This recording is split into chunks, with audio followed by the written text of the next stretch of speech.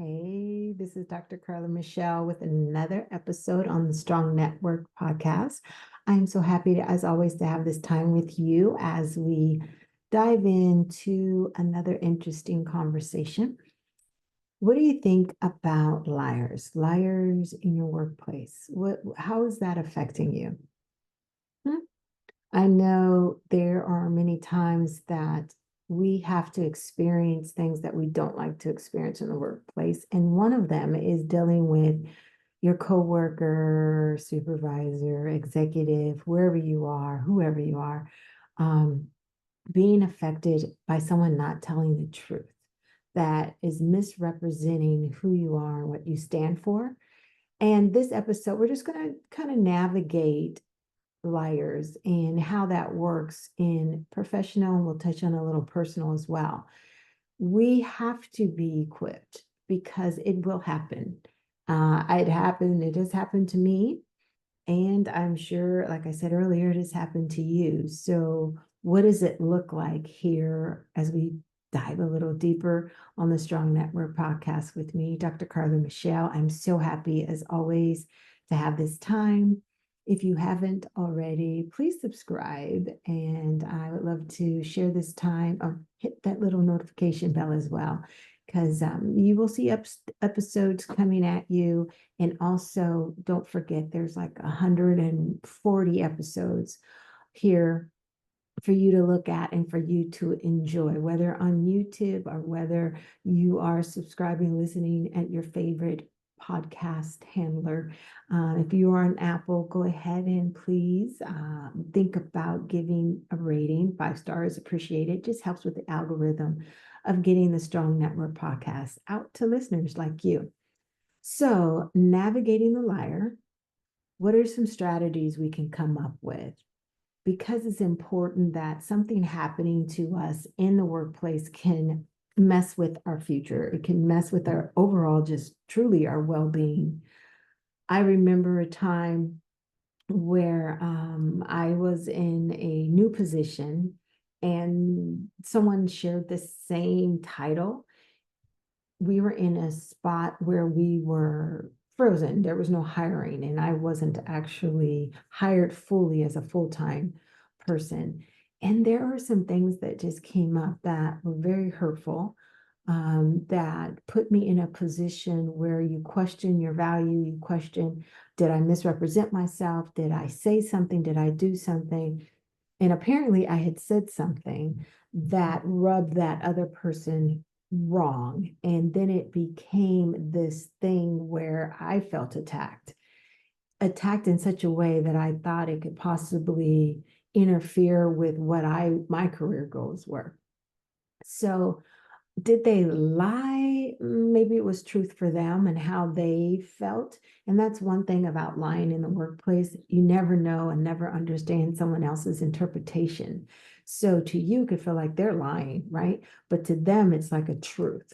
And so, how do we navigate where someone's to you lie and to someone else it's a truth? How do you find that mid ground where you can keep going, where you can keep striving and keep thriving, even though there's been a disconnect? I am happy to say that that eventually worked itself out over time. It was really uncomfortable to come to work, to have that pressure of knowing that someone was not feeling you, making it very obvious, ignoring you, the silent treatment, sitting in meetings and not wanting to, interact.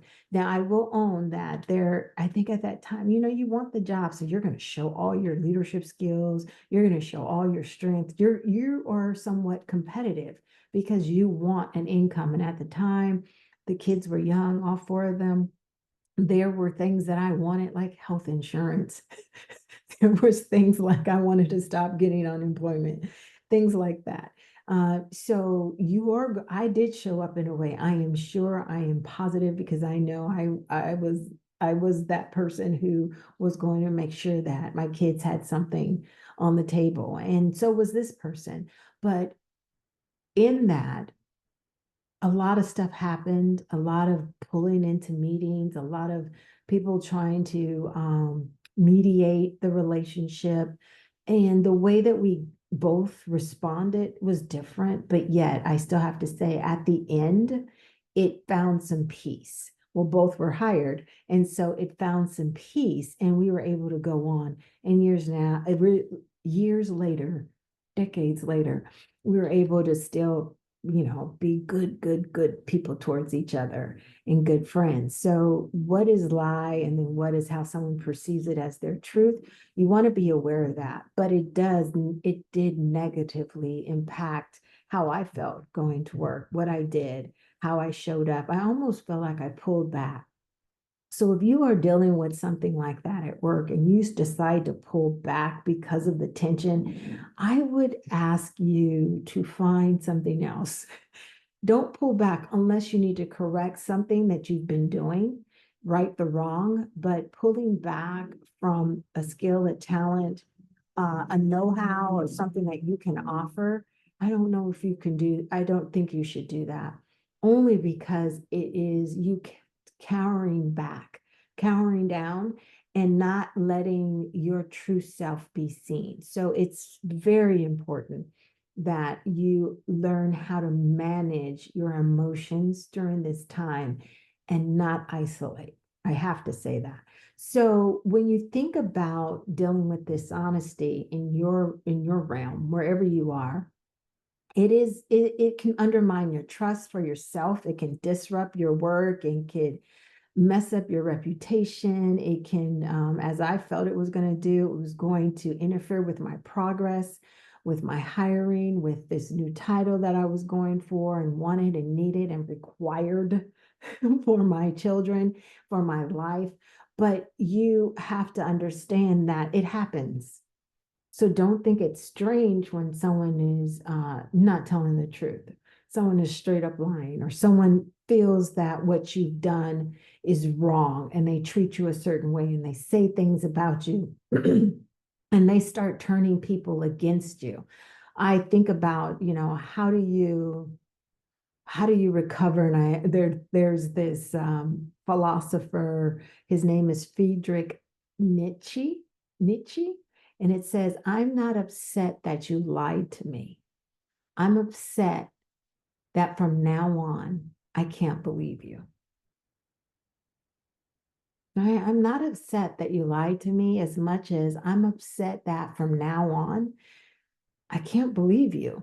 How do you work with somebody that you just don't trust? It just messes up the whole dynamic of the team. It messes up how you interact with your leader. It messes up how you interact with your direct reports. Because once you feel lied to, there's just how do you recover from that? So it is important that trust is the foundation of the relationship. So if there is a way that you can mend it, go for it. But if there is not, then what do you do?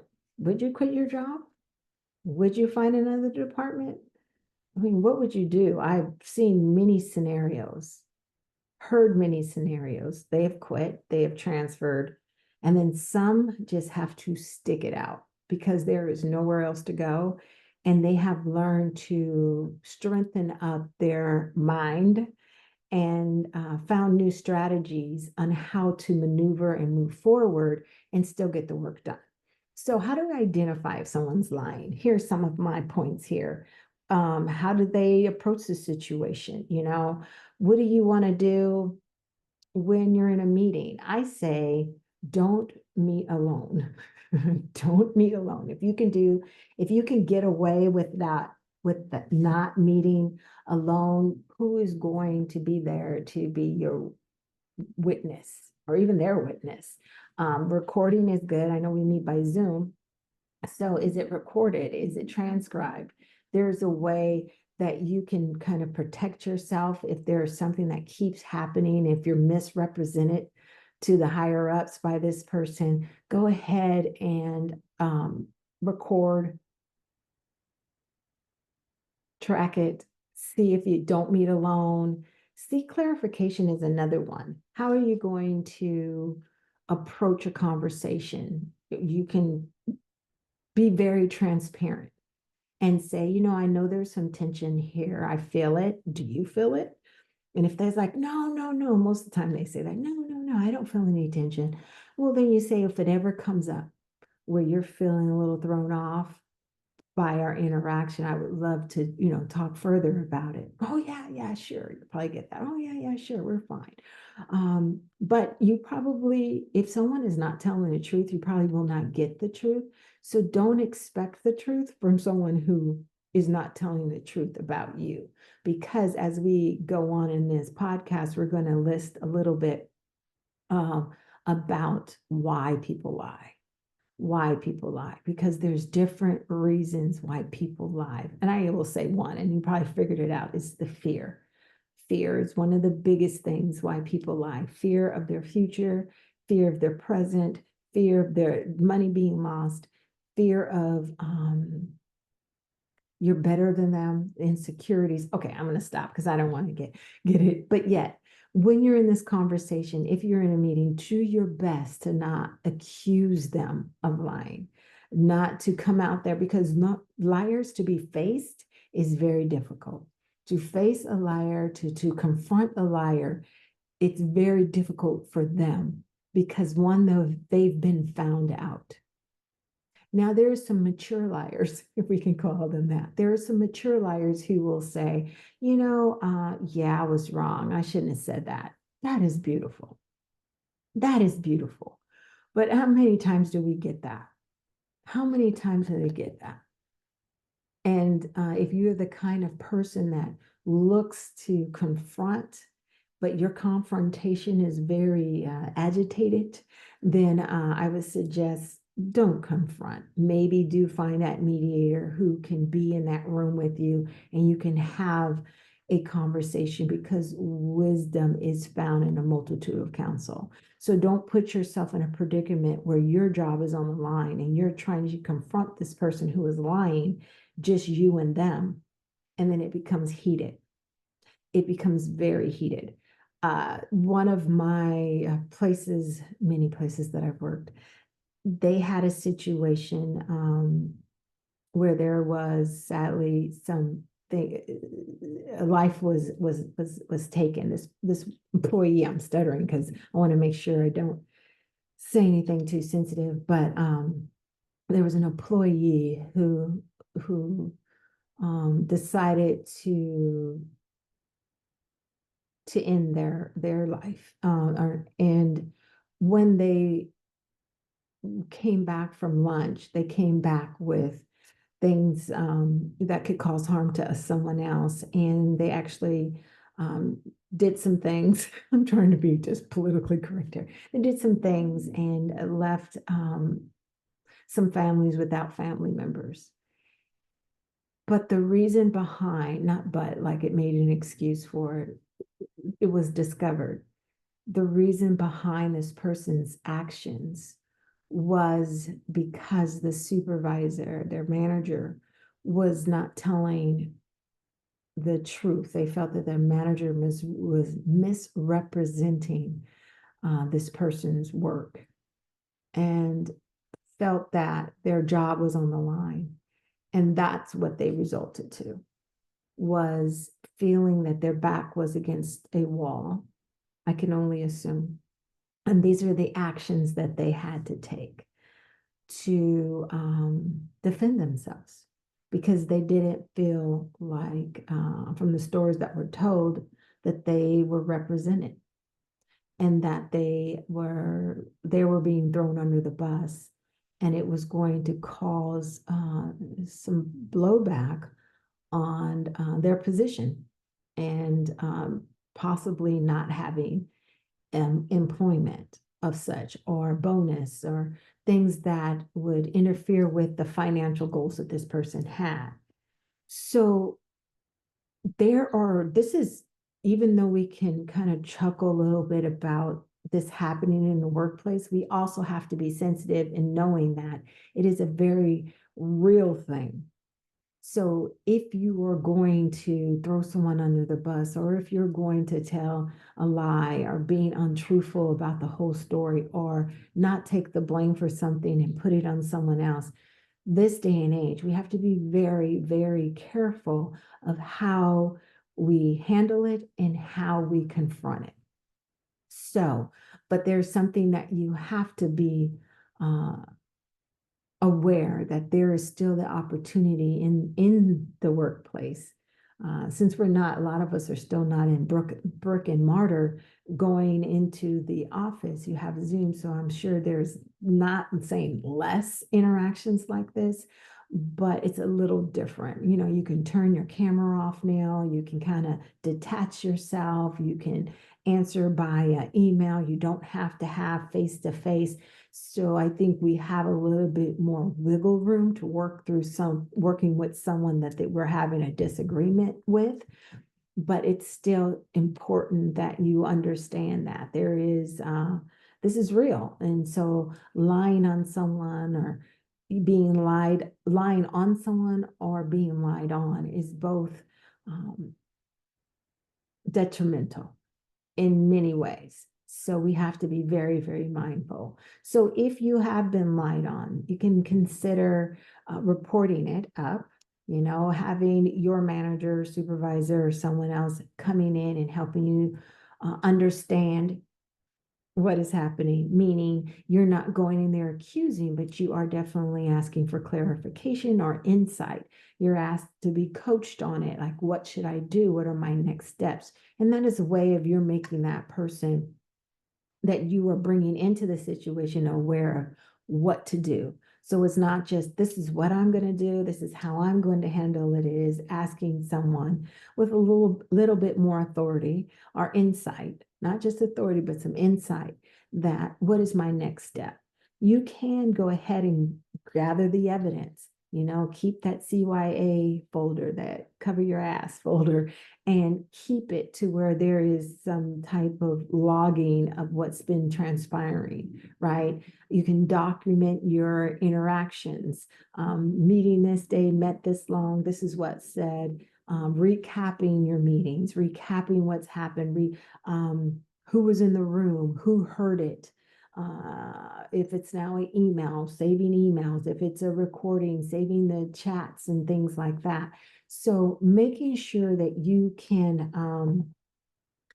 really keep your best interests at heart, as well as the company's best interests at heart. Because if you're seeing the inconsistencies, if you are seeing the lies, or you're seeing the disruption, what do you want to make sure that you have it recorded.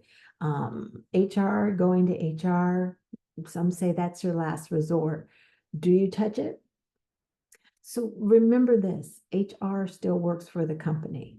So what you are feeling, what you're experiencing, the HR is the company's representation. So think about that.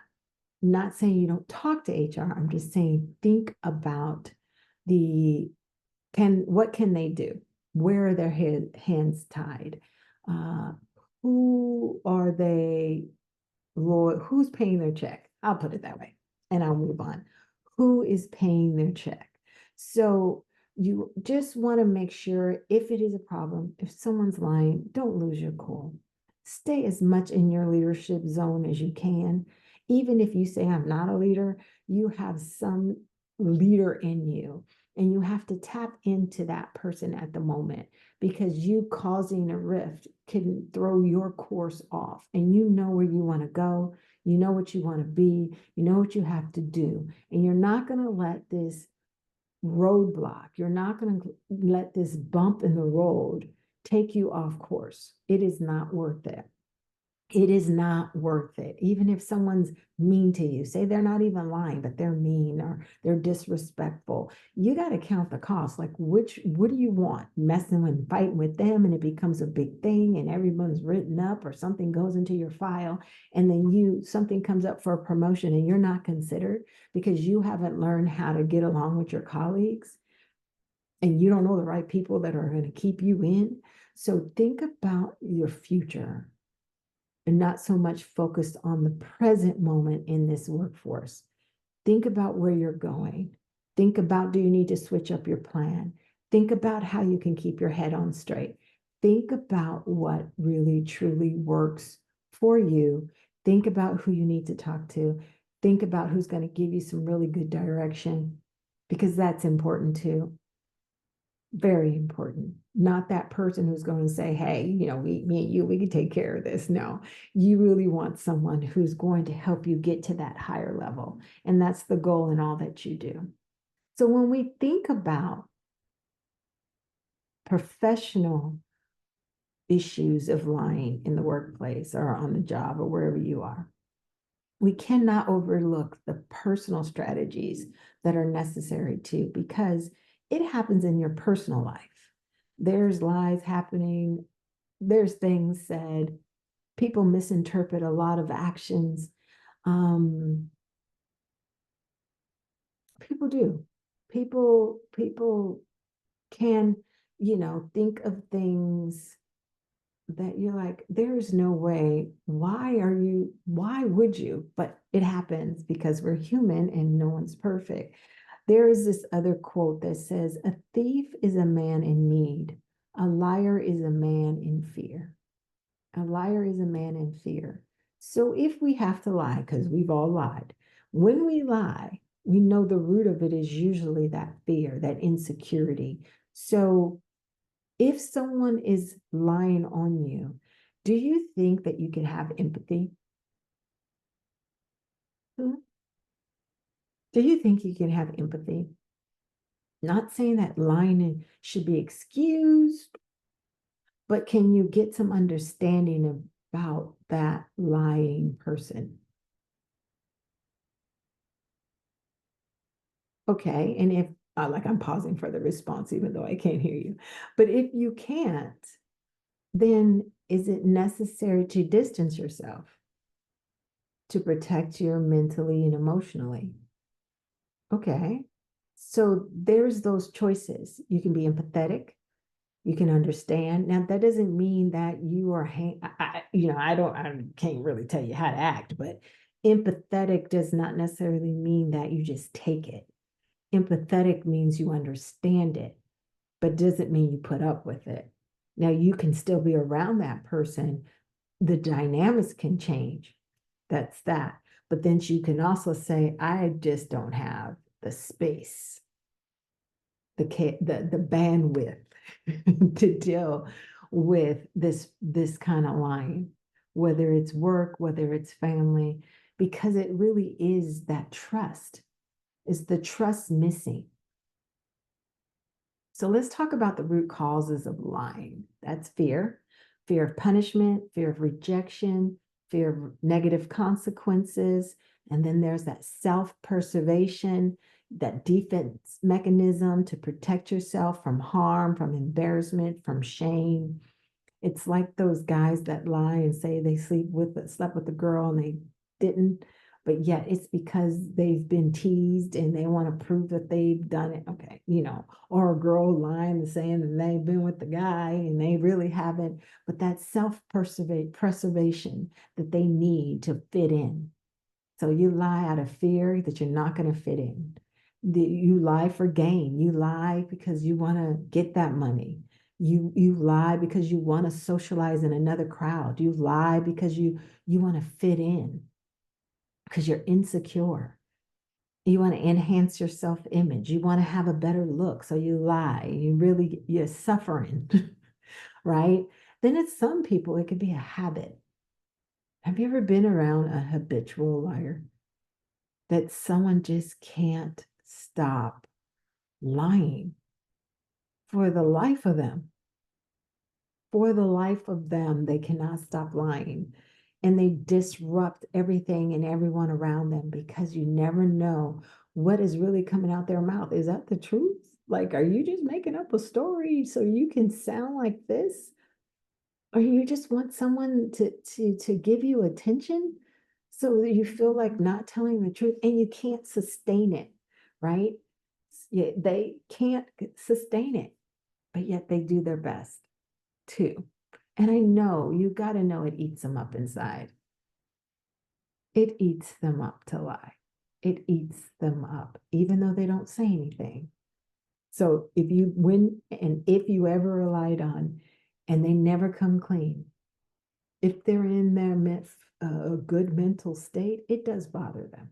It does. So I don't know if that makes you feel better. I don't know if you just believe the best is still going to happen to your life, and I hope you do, because lies are nothing but maybe arrows. They may hit, but if it's a lie, you can move on. You can move on in your work. You can move on in your personal life. You can move on in the things that you aspire to do, because the lie is something most of the time to get you off of your game, to steal your game. When I work with my clients and someone has lied on them, the professionals, they got everything going, they're making some great money, and a lie or mistreatment comes up. Me as their coach, I cannot let them stop there. We can talk about it, but we cannot build camp around a lie that is not truth. So don't build your world around someone's lie about you. I think about taking Spanish I think I was in junior high, and I tell this story quite often. And I feel like this is a little different. I'm going to tip over and call this a lie, but I had this teacher telling me in Spanish, you're never going to do good at this. You're never going to succeed at Spanish. And to me, I was like, why would you even tell a student that? Right? Whatever. But I went on and went all the way up to AP Spanish, right? And could read it, I still can read it a little bit and speak it, and I can understand it. I'll try a little bit if it's necessary. But to me, I know it's a different way I'm playing online, but some of us are even believing those kind of lies of people who told us of what we can't do, what we're not made of, what we will never achieve. Now, I don't know where Miss Reinhardt is, but I know one thing, that Mr. Fuentes, he was able to teach that class. All those years, we always wanted him, and I had him for all those years. I think we took him for 4 years, and I knew Spanish. So really, was it her inability to be able to teach me? So really, it was on her and maybe I frustrated her. I sparked some insecurity in her because she felt like, you're never going to get this. No, you were not the person to help me get it. So don't ever believe anything that someone says about you, because 9 times out of 10, if you don't register it and you just keep going, it will not stick, and don't let it stick. Yeah. I may not speak fluent Spanish right now, but I'm proud that I got some A's in Spanish, regardless of what someone said about me. So think about those kind of lies that you are still holding today. Think about it.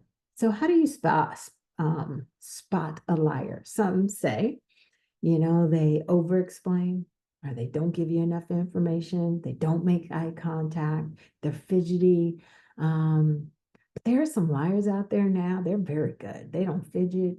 I think they read like what a liar is, and they learn how to do an extra. But even if you can't read a liar, someone still throws you off that they're a liar in work or in your personal life. The real goal is to move on. The real goal is to stay who you are. The real goal is to have your strategy of what you're going to do about this lie. Not that if you can fix it, great. If you can't, what's the strategy? What is in you that's going to be pulled from to help you get to the other side of this lie? Another STR, resilience. We have to be resilient in this world. Things come at us from every unexpected angle. And then you got to remain optimistic. Yes, I am using the acronym, but I totally mean it. This is like this way that has helped me through the years and helped clients to just understand, okay, I need to be strong. I need to have a strategy. I need to understand what innate skill or learned skill I can use to get to this other side of this. I got to be resilient. Yes, I want to give up. Yes, it hurts. Yes, I am down and out. And yes, I feel alone, but I'm going to bounce back, right? And I'm going to remain optimistic in this. I'm going to believe the best intentions. Maybe I can't always believe it about the person who's lying, but I can believe the best about myself. And even if I deserved this treatment, I'm stretching it. I don't know if you deserve it, but even if you feel that way, you got to still move on and be optimistic that it is also not going to disrupt your career path. It is not going to disrupt your life. That's optimism. Glass to half full, right? It is not going to take away from what you want and what you need and what you require in your life. So understand that lies come, but you have to build resilience. You have to practice that self-care to help yourself build yourself back up. You have to have that silent time, silence. Stop talking about it. If someone's lying on you, stop talking about the lie. Just stop. Don't fan the flame of the lie. You handle it the way you handle it. If it's handled and if it's taken a process, just don't fuel the fire with it. Don't fuel the fire. Don't. But you need to protect yourself mentally and emotionally. If that means removing yourself, remove yourself. If that means standing your ground and understanding that, hey, I got my sword in one hand, but I'm working with the other, figure out how to harmonize your life to where you can still keep going. Still keep going. The biggest thing as well, I don't know if I said that already, but another big thing is to make sure that you stay in integrity. You get a fresh start every day to be honest and stay in integrity.